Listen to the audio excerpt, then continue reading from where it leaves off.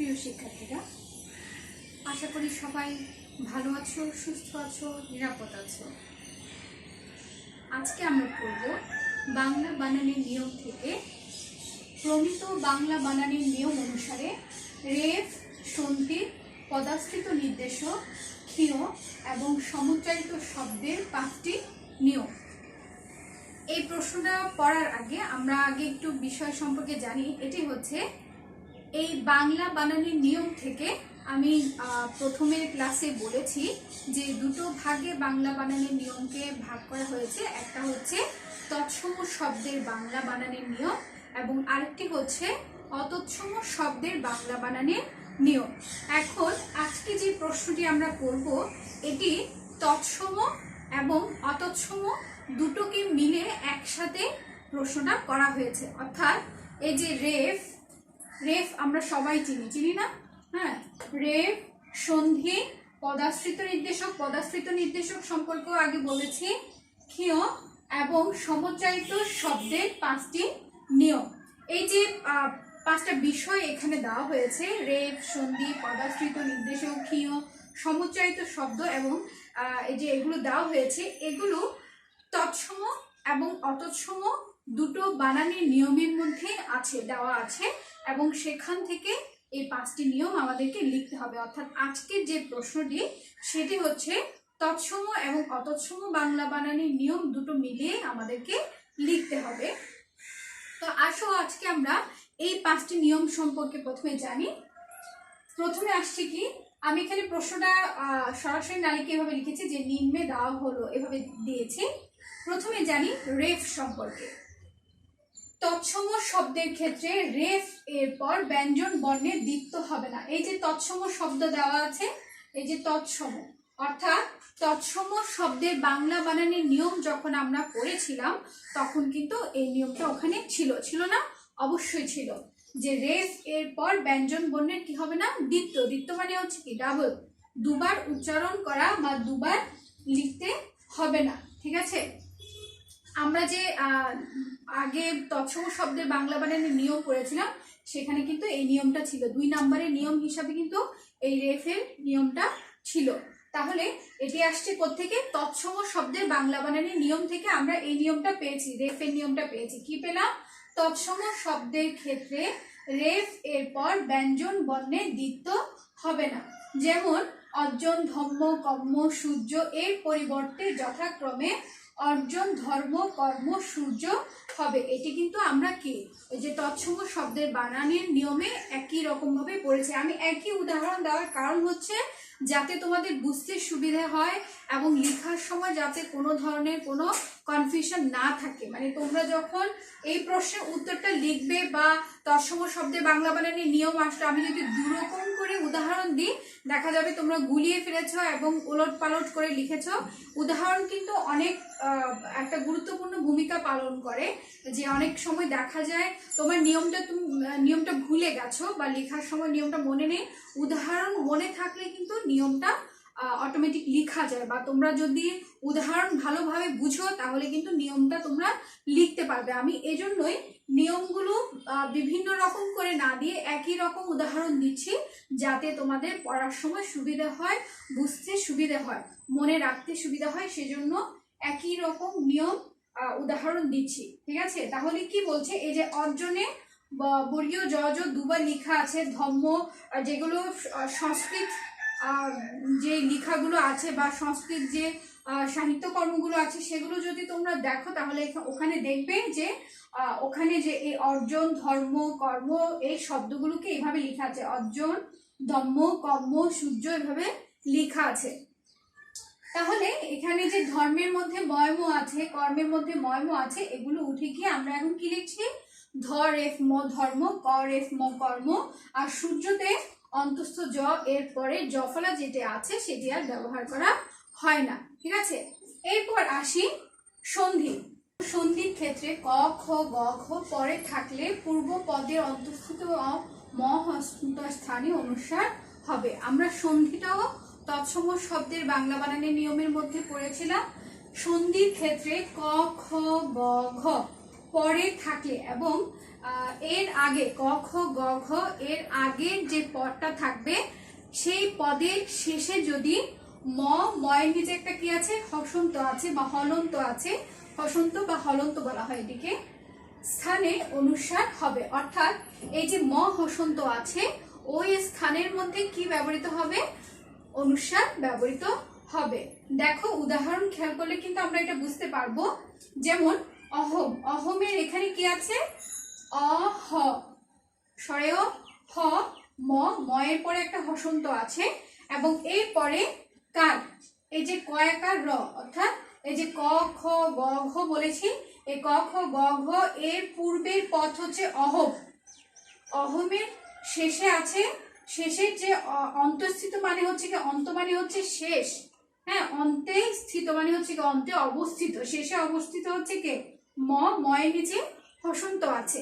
তাহলে অহম যোগ কার হয়ে গেছে কি অহংকার, এই যে এই স্থানে, অর্থাৎ যেখানে হসন্ত ছিল সেই স্থানে হয়ে গেছে কি অনুস্বার। বুঝে গিয়েছে না? যেমন অহম যোগ কার হয়ে গেছে অহংকার, অহংকার। হ্যাঁ, অর্থাৎ হসন্ত স্থানে হসন্তটা উঠে গিয়ে ব্যবহৃত হয়েছে কি অনুস্বার। ঠিক তেমনি হচ্ছে সম যোগ গীত, এই সমর মধ্যে দন্তস্ব হসন্ত আছে এবং গীতে গ দীর্ঘইকার ত, গীত এই যে গ আছে, তাহলে আমরা এই যে গ বলেছি, ঠিক আছে, তাহলে এই স্থানে হসন্ত স্থানে কি হয়েছে অনুস্বার হয়েছে সঙ্গীত। ভয়ম যোগ কর, ভয়ম মতে হসন্ত আছে, অন্তস্থীয় হসন্ত যোগ কর, কর হয়ে গেছে কি ভয়ঙ্কর। তাহলে আমরা কি পেলাম, সন্ধির ক্ষেত্রে ক খ গ ঘ পরে থাকলে পূর্ব পদের, অর্থাৎ এই যে প্রথমের যে অংশটা পূর্ব পদের অন্তঃস্থিত হসন্ত স্থানে অনুস্বার হবে। যেমন অহম যোগ কার অহংকার, সমযোগ গীত সঙ্গীত, ভয়ম যোগ কর ভয়ঙ্কর। ঠিক আছে, এরপর দ্বিতীয়টি হচ্ছে পদাশ্রিত নির্দেশক। এটাও আমরা অনেকবার অনেকগুলো নিয়মের মধ্যে পড়েছি, বিভিন্ন সময়ে তোমাদেরকে বলেছি বিভিন্ন নিয়মে যখন আসে এটা। পদাশ্রিত নির্দেশক মানে হচ্ছে দি, ইংরেজিতে ডিফিনিট আর্টিকেল হিসাবে যেটি ব্যবহার করা হয় দি, অর্থাৎ পদের শেষে বসবে এবং সেটার একটা সংখ্যা আমাদেরকে বলে দেবে। পদাশ্রিত নির্দেশকটিতে হ্রস্ব ইকার হবে, যেমন ছেলেটি, লোকটি, বইটি, মেয়েটি ইত্যাদি এভাবে ব্যবহৃত হয়। পদাশ্রিত নির্দেশকটা বিভিন্ন সময় বিভিন্ন নিয়মের মধ্যে আসে এবং বিভিন্ন নিয়মের মধ্যে পড়ে। দেখা গেছে যেই নিয়মগুলো আমরা পড়েছি প্রায় অনেকগুলোর ক্ষেত্রে পদাশ্রিত নির্দেশক এটা আসে এবং আমার মনে হয় এটা একেবারে সহজ একটা নিয়ম সবগুলো নিয়মের মধ্যে। তাহলে এটিও বোঝা গিয়েছে আশা করছি। এর পরবর্তী নিয়মগুলো দেখি আমরা। দেখো, ক্ষীয় বিশিষ্ট সকল তৎসম শব্দে ক্ষীয় অক্ষুণ্ণ থাকবে। ক্ষীয়টাকে আমরা কেউ ক্ষীয় বলি, কে কসমালক্ষ বলে, ছোটবেলা থেকে যে যেরকম শিখেছে আর কি। এটি হচ্ছে আসলে ক যোগ মূর্ধন্য একটা যুক্ত বর্ণ। ক্ষীয় মানে হচ্ছে ক্ষীয় হচ্ছে যুক্ত বর্ণ ক যোগ মূর্ধন্যস্য। ক যোগ মূর্ধন্যস্যকে আমরা কি বলি, ক্ষীয় বলি। ক্ষীয় বলেও কোনো শব্দ নেই, কসমালক্ষ বলেও কোনো শব্দ নেই। এটি উচ্চারণ করার কথা আমাদের ক যোগ মূর্ধন্যস্য, কিন্তু আমরা বলে থাকি যে ক্ষীয়। হ্যাঁ, কিন্তু ক্ষীয় বলে কোনো আসলে শব্দই নেই, এটা হবে কি ক যোগ মূর্ধন্যস্য আমাদেরকে বলতে হয়। কিন্তু আমরা বলি কি, ওই যে কসমালক্ষ, ক্ষীয়, এভাবে সবাই চিনি। ক্ষীয় বিশিষ্ট, হ্যাঁ, ক্ষীয় বিশিষ্ট সকল তৎসম শব্দে, কি বলছে একটু খেয়াল করো, তৎসম শব্দে ক্ষীয় থাকবে, এরকম সকল তৎসম শব্দে ক্ষীয় অক্ষুণ্ণ থাকবে। অর্থাৎ ক্ষীয় যেরকম আছে সেরকমই আমাকে লিখতে হবে। কোন শব্দের ক্ষেত্রে, তৎসম শব্দের ক্ষেত্রে। যেমন কি আছে উদাহরণ, অক্ষয়, ক্ষীর, ক্ষেত্র, পক্ষ ইত্যাদি। তাহলে বলছি কি, যেসব তৎসম শব্দের মধ্যে ক্ষীয় আছে সেই জায়গায় ক্ষীয়টা কোনো ধরনের পরিবর্তন হবে না, যেরকম আছে সেরকমই ব্যবহার করতে হবে। অক্ষয়, ক্ষীর, ক্ষেত্র, পক্ষ ইত্যাদি। তবে অতৎসম শব্দের ক্ষেত্রে, অতৎসম মানে হচ্ছে কি যেগুলো তৎসম নয়, অর্থাৎ তদ্ভব, দেশি, বিদেশি শব্দের ক্ষেত্রে এই যে ক্ষীয়টা আছে সেই ক্ষীয়টা খ দিয়ে লেখা হবে। তৎসম অতৎসম শব্দের ক্ষেত্রে খ দিয়ে লেখা হবে, অর্থাৎ ক্ষীয় লেখার প্রয়োজন এখানে হবে না বা প্রয়োজন নেই, এখানে আমরা খ দিয়ে লিখতে পারবো। সেই উদাহরণগুলো কি কি? খিদে, খুদে, খুদ, খুদ ইত্যাদি। খিদে আমরা বলি না খিদে লেগেছে, হ্যাঁ। তারপর খুদে, খুদে মানে কি? ছোট কোনো কিছুকে আমরা কি খুদে বলি। খুদ, গরুর খুর, ঘোড়ার খুর। খুদ, খুদ হচ্ছে চালের ভাঙা অংশ, হ্যাঁ, কোনার যে চালের ছোট অংশ থাকে সেটাকে আমরা কি বলি? খুদ বলি। তাহলে এগুলো আমরা খ দিয়ে লিখতে পারবো। তাহলে ক্ষীয়র ক্ষেত্রে নিয়মটা হচ্ছে কি, যদি তৎসম শব্দ হয় সেই ক্ষেত্রে ক্ষীয়টা অক্ষুণ্ণ থাকবে, আর যদি অতৎসম শব্দ হয় সেই স্থানে আমরা কি খ দিয়ে লিখতে পারবো। দেখো সমুচ্চারিত শব্দ, সমুচ্চারিত মানে হচ্ছে উচ্চারণটা একই রকম হবে। সমুচ্চারিত শব্দে অর্থভেদ বোঝার জন্য প্রয়োজন অনুযায়ী হ্রস্ব ও দীর্ঘস্বর ব্যবহৃত হবে, অর্থাৎ শব্দটা একই রকম উচ্চারণ হবে, দেখতেও একই রকম, কিন্তু এটার অর্থভেদ বোঝানোর জন্য স্বরের পার্থক্য হবে, মানে কিছু হ্রস্ব স্বরে হবে, কিছু দীর্ঘস্বরে হবে। দেখো আমরা উদাহরণ দেখলে আমাদের যে ব্যাখ্যাটা আছে সেটা একেবারে বোঝা সহজ হবে। যেমন কি, কর্ষিকার কি আর ক দীর্ঘইকার কি, উচ্চারণ কিন্তু একই রকম। কতের ক হ্রস্বইকার এবং ক দীর্ঘইকার দুটোরই উচ্চারণ কি, ঠিক আছে। এখন আমি এর আগেও একটা ইয়েতে বলেছি যে দুটোর পার্থক্য হচ্ছে, যখন জিজ্ঞেস করা হবে তুমি নিজে কোনো কাজ করার পরে সেটাকে যদি হ্যাঁ বা নাই উত্তর দিতে হয় তখন হবে কি কি ক, কতে তখন কি হ্রস্বইকার দিয়ে উচ্চারণটা প্রশ্নটা করা হবে, কিন্তু যখন তোমাকে ব্যাখ্যা দিতে বলা হবে তখন এটা দীর্ঘইকার দিয়ে লিখতে হবে। মনে করো তোমাকে বললাম তুমি কি করোনা আক্রান্ত, তুমি হ্যাঁ বা নাই উত্তরটা দিবে, ঠিক আছে, তখন হ্রস্বইকার কি। আবার যখন তুমি কিভাবে আক্রান্ত হলে তখন তোমাকে ব্যাখ্যা করে বুঝাতে হবে, তখন দীর্ঘইকার দিয়ে লিখতে হবে। তৈরি, তৈরির ক্ষেত্রেও ঠিক একই। তোমাকে যদি বলা হয় যে তুমি কি কেকটি তৈরি করেছো, তুমি হ্যাঁ বা নাতে উত্তর দিতে পারবে, তখন সেটা হ্রস্বইকার দিয়ে লিখতে পারবে। কিন্তু তোমাকে যখন বলা হবে যে তুমি কি কি উপকরণ দিয়ে কেকটি তৈরি করেছো, তখন তৈরিতে কি দীর্ঘইকার দিয়ে লিখতে হবে। আবার দেখো নিচ, নিচ হচ্ছে নিম্নে অর্থে, দন্ত নরস্বইকার চ, এটি হচ্ছে নিম্নে মানে নিচে অর্থে এটি ব্যবহৃত হয়, নিচ। আবার কি নিচ, দন্তন্যতে যখন দীর্ঘইকার হয়ে গেছে তখন এটা হচ্ছে কি হীন অর্থে, হীন মানে কি কাউকে ছোট করে বোঝানো অর্থে আমরা এই নিচ শব্দটা ব্যবহার করে থাকি। এটির মাধ্যমে একটু বেশি বোঝা যাচ্ছে, যেমন যে নিচ শব্দটা যখন হ্রস্বইকার হয়েছে তখন এটা নিচে অর্থে ব্যবহৃত হচ্ছে, আবার যখন দীর্ঘইকার হয়ে গেছে দন্তনতে একটু একটা দীর্ঘইকার দেওয়ার কারণে শব্দের পুরো অর্থটাই চেঞ্জ হয়ে গেছে, অর্থাৎ এটির মাধ্যমে কাউকে ছোট করে বোঝানো হীন অর্থে ব্যবহৃত হয়, ঠিক আছে।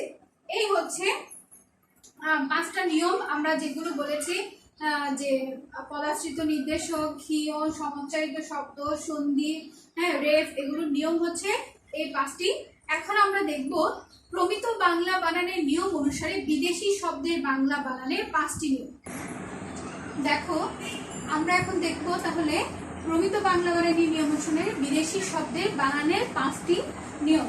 এক নম্বর নিয়ম কি দেখো, বিদেশি শব্দের বানানে মূর্ধন্য ন ব্যবহৃত হয় না। আমরা যখন নত্যবিধানের নিয়ম পড়েছি তখন এটি ছিল সেখানে যে বিদেশি শব্দের বানানের ক্ষেত্রে মূর্ধন্য ন ব্যবহৃত হয় না, অর্থাৎ মূর্ধন্য ন এর কোনো ব্যবহার ওখানে নেই। তাহলে এখানে উদাহরণ হিসেবে কি আছে, কোরআন, মগন্নর, গুনহা ইত্যাদি, অর্থাৎ মূর্ধন্য ন এখানে ব্যবহৃত হয় না, সবগুলোই দন্তন্য দিয়ে লেখা হবে। বিদেশি শব্দের বানানে মূর্ধন্যস্ব লেখার প্রয়োজন হয় না। সত্যবিধান যখন পড়েছি তখন এই নিয়মটি পড়েছি যে বিদেশি শব্দের বানানে মূর্ধন্যস্ব লেখার প্রয়োজন হয় না, যেমন পোশাক, সার, স্টেশন ইত্যাদি। বাংলায় প্রচলিত বিদেশি শব্দ সাধারণভাবে বাংলা ভাষার ধ্বনি পদ্ধতি অনুযায়ী লিখতে হবে, অর্থাৎ বাংলা ভাষায় যে বিদেশি শব্দগুলো ব্যবহৃত হয় সেগুলো আমাদের বাংলা ভাষার ধ্বনি পদ্ধতি যেরকম সেভাবে আমরা লিখবো, মানে যে শব্দের উচ্চারণটা আমাদের ভাষায় যেরকম আসে সেই অনুযায়ী আমাদেরকে লিখতে হবে। যেমন কাগজ, জাহাজ, বাজার ইত্যাদি। 4 নম্বর নিয়মটি দেখো, ইংরেজি ও ইংরেজির মাধ্যমে আগত বিদেশি এস ধ্বনির জন্য দন্তস্ব এবং এসএইচ, এসআইওএন, এসএসআইওএন, টিআইওএন প্রভৃতি বর্ণগুচ্ছ বা ধ্বনির জন্য তালবাস্য ব্যবহৃত হবে। এই নিয়মটি আমরা অতচ্ছন্ন শব্দের বাংলা বানানির নিয়মের মধ্যে পড়েছিলাম যে যদি এস শব্দটা আসে তাহলে সেই ক্ষেত্রে আমরা দন্তস্ব ব্যবহার করব এবং শন শব্দটি আসলে আমরা তালবস্য ব্যবহার করব। এই যে এস এইচ মানে শব্দের শেষে, ইংরেজি শব্দের শেষে এসএইচ, এসআইওএন, এসএসআইওএন, টিআইওএন শন প্রভৃতি বর্ণ বা ধ্বনির জন্য তালবস্য ব্যবহৃত হবে, যেমন পাসপোর্ট, বাস, টেলিভিশন, সেশন ইত্যাদি। তাহলে এটিও বোঝা গেছে আমরা প্রথমে যে অতচ্ছন্ন শব্দে বাংলা বানানের নিয়ম পড়েছি সেই সময়ে আমরা এই নিয়মটি তখন পড়েছিলাম।